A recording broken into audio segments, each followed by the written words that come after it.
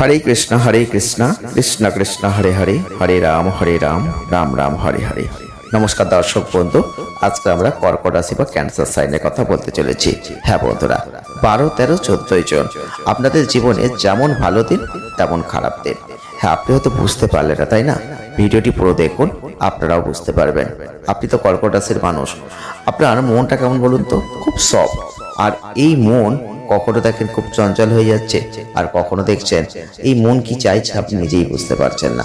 তবে একটা জিনিস আপনারা খুব ভালো পারেন, সেটা হচ্ছে প্রচুর কল্পনা করতে পারেন, ভাবতে পারেন, অনেক কিছু বলতে পারেন, তবে অনেক কিছু করতে গিয়ে বাধা প্রাপ্ত হন।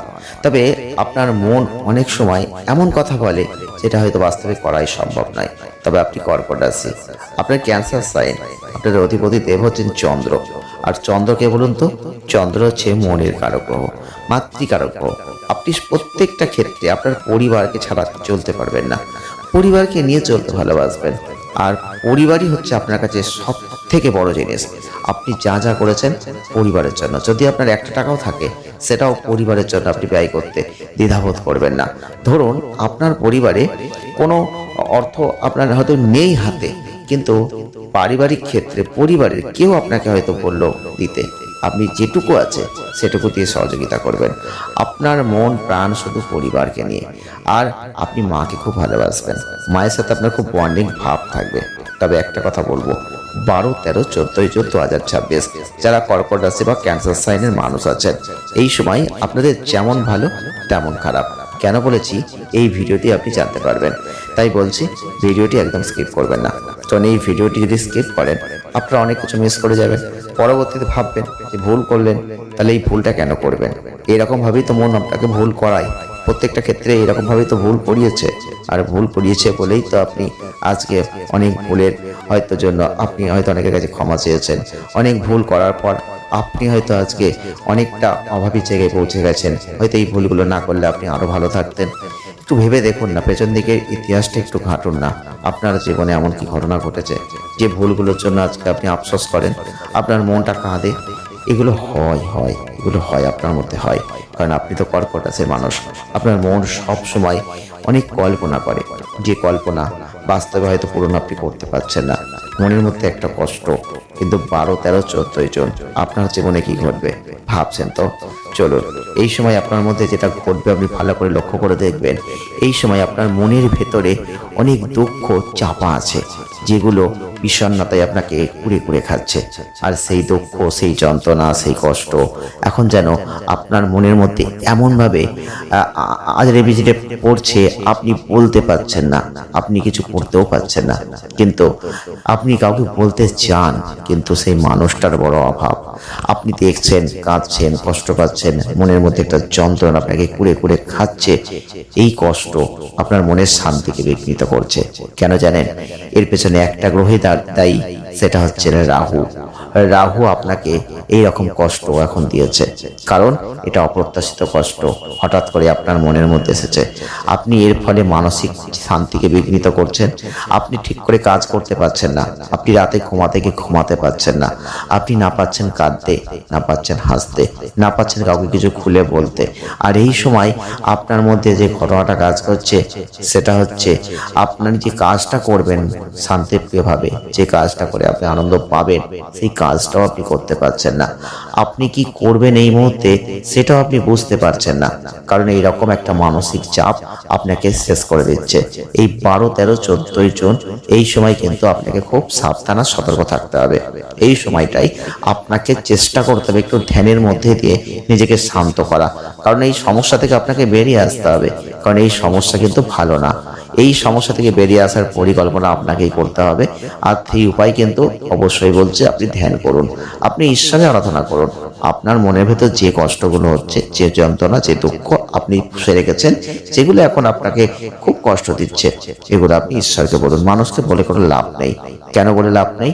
দেখুন, মানুষকে আপনি আজকে বলবেন, মনে একটা যখন আপনার আবেগ কাজ করে না বেশি, আর আপনি আবেগে পরিচালিত হন খুব বেশি।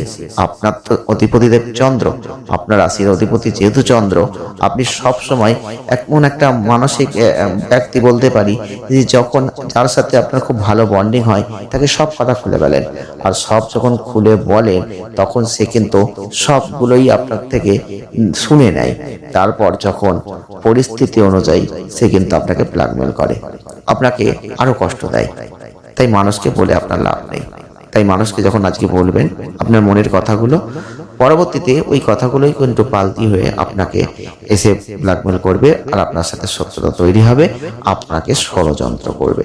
এই ঘটনা আজকে নতুন নয়, এই ঘটনা আপনার জীবনে অনেকবার ঘটেছে, আর আপনি কিন্তু তার কোনো মোকাবিলা করতে পারেননি। আপনার মন খুব নরম, আপনার সাথে যার ঝগড়া হয়, গন্ডগোল হয়, কথা থাকে না, পরবর্তীতে যখন আবার সে আপনার সাথে মিশে যায়, আপনিও তার সাথে মিশে যান, তাকে সব কিছুই খোলাখুলি বলেন, শত্রু বন্ধু হয়ে যায় আপনার কাছে। কিন্তু বন্ধুরা, এরকম ভুল এখন যদি করেন, আপনি অনেক বড় ভুল করবেন। আপনার মানসিক কষ্টের কথা ঈশ্বরকে বলুন। আপনার জীবনে অবশ্যই আধ্যাত্মিক প্রভাব বাড়তে চলেছে। আমরা যে কথাটাই আপনাদেরকে বলেছিলাম, বৃহস্পতি কিন্তু কারোর খারাপ চাইবে না। তাই বৃহস্পতি আপনাকে সব সময় আধ্যাত্মিকতা দিকে টানবে। এই যে কষ্টগুলো আপনার মধ্যে হচ্ছে, এখান থেকে বেরিয়ে আসার একটাই পথ, সেটা হচ্ছে ঈশ্বরকে সব বলতে হবে। ঈশ্বরকে বলবেন আধ্যাত্মিক পথ ধরে, আপনি ধ্যান করুন, জপ করুন, ঈশ্বরের সামনে বসুন, আর আপনি দেখুন আপনার মনের ভেতর যে কষ্টগুলো রয়েছে, পারিবারিক যে সমস্যাগুলো রয়েছে, সেগুলো আস্তে আস্তে দূর হয়ে যাবে।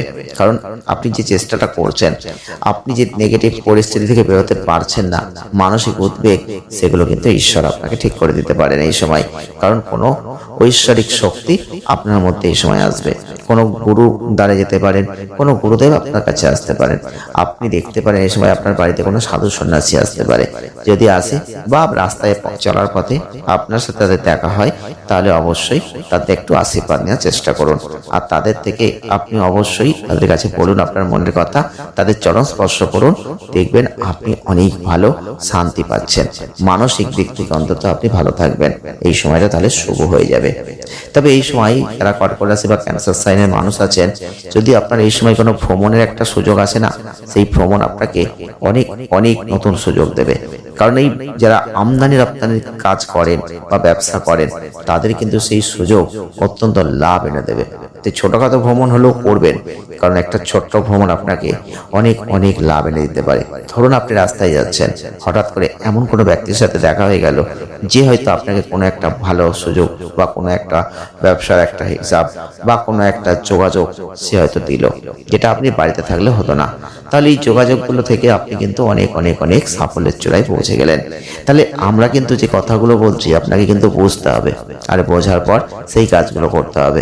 আর আপনি যদি চুপচাপ বসে থাকেন, সেই কাজগুলো না করেন বা সেগুলো বোঝার চেষ্টা না করেন, শুধু ভিডিও দেখে যান, তাহলে কিন্তু আপনার কোনো কাজই হবে না। পরবর্তীতে আপনারা কমেন্ট করবেন, আমি তো কিছু পেলাম না, আমার তো কিছু হলো না। দেখুন, কর্কট রাশি বা ক্যান্সার সাইনের জাতক বা জাতিকা যদি আপনি হয়ে থাকেন, আপনাদের মনের উপর ভিত্তি করে আপনাকে জীবনকে পরিচালিত করতেই হবে। কারণ মনকে শান্ত করতে হবে। আর এই সময়টাই 12, 13, 14 জুন কোনো ভ্রমণ, যার ফলে কোনো সুযোগ আপনার হাতে কিন্তু এই সময় চলে আসতে পারে।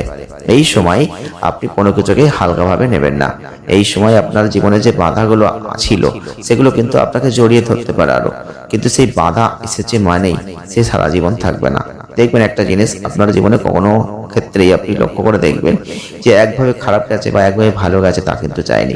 কখনো খুব খারাপ এসেছে, আবার ভালো এসেছে, আবার খারাপ এসেছে, এরকম করতে করতে আপনার জীবন যাচ্ছে। তবে আপনারা শুধু নয়, প্রত্যেকটা রাশির মানুষদের ক্ষেত্রে এই ঘটনা ঘটে। তবে আপনাদের বলবো, এই সময়টাকে অবশ্যই হালকাভাবে নেবেন না। কারণ 12, 13, 14 জুন কোনো বড় ঘটনা আপনার জীবনে ঘটবে। এই সময় মানসিক স্থিরতা রাখার প্রয়োজন আছে, যেটা আমরা প্রথমেই বলেছিলাম। রাহু আপনাকে শান্তি দেবে না, তাই জন্য অশান্ত মন থেকে বৃহস্পতি আপনাকে শান্তি দেবে। আধ্যাত্মিক পথে বিচরণ করুন, ঈশ্বরকে ডাকুন, কোনো গুরুদেবের আশীর্বাদ এই সময় পেতে চলেছেন, সাধু সন্ন্যাসীর আশীর্বাদ পেতে চলেছেন। সেটা যদি পেয়ে যান আরো ভালো হবে। বা এরকম কোনো স্থানে আপনি যান, আর ভ্রমণের মধ্যে দিয়ে প্রচুর প্রচুর একটা প্রাপ্তি আপনার কিন্তু ইন্ডিকেট করছে। ভিডিওটি ভালো লাগলে আজ অবশ্যই লাইকটা করবেন, আর জয় শ্রীকৃষ্ণ, রাধে রাধে এই কথাটা বলতে একদম ভুলবেন না। ধন্যবাদ।